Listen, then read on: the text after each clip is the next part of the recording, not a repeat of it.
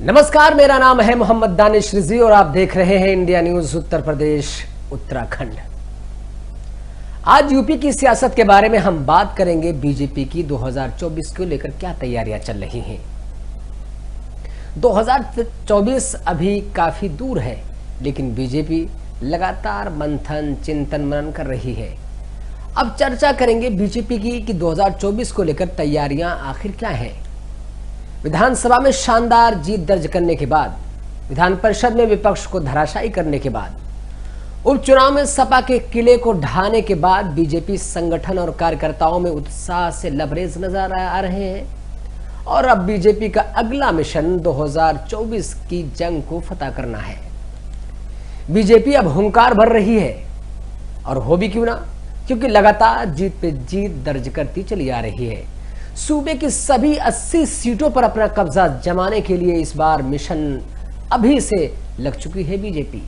फिर चाहे योगी सरकार के 100 दिन पूरे होने के बाद रिपोर्ट कार्ड पेश करने की पहल हो या पीएम मोदी का काशी दौरा हो, बीजेपी अपनी रणनीति पर लगातार चिंतन मनन कर रही है और यह मिशन विकास के रथ पर सवार होकर पूरा करना चाहती है। इसलिए पीएम मोदी ने करोड़ों का शिलान्यास का तोहफा कल काशी में दिया। तो सीएम योगी लगातार मंत्रियों से कह रहे हैं कि अपने किए कामों को जनता के बीच में पहुंचाएं, ताकि जनता भी तो जाने हम क्या कर रहे हैं जनता के लिए। बीजेपी 2014 के बाद हर चुनाव में अपनी रणनीति को लगातार बदल रही है। 2014 के चुनाव को देखा जाए तो सबसे पहले बीजेपी ने ओबीसी वोटर पर अपने डोरे डाले और ऐसी सेधमारी की कि विपक्ष धराशायी हो गया और अप्रत्याशित जीत मिली। यह सिलसिला और आगे जाता रहा।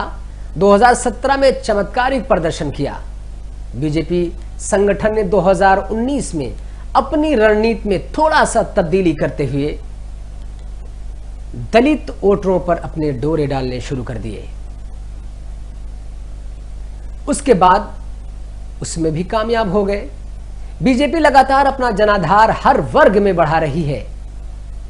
तो वहीं इस बार पीएम मोदी ने हैदराबाद में भाषण देते हुए इशारों इशारों में कह दिया था कि इस बार बीजेपी का मिशन मुस्लिम पसमानदा पर डोरे डालना है, जिसको लेकर इशारों इशारों में बीजेपी अब काम करना शुरू कर दी है, जिसका असर भी दिखने लगा है।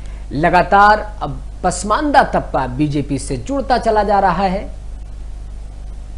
लगातार पहल भी की जा रही है, उसमें कामयाब भी हो रहे हैं।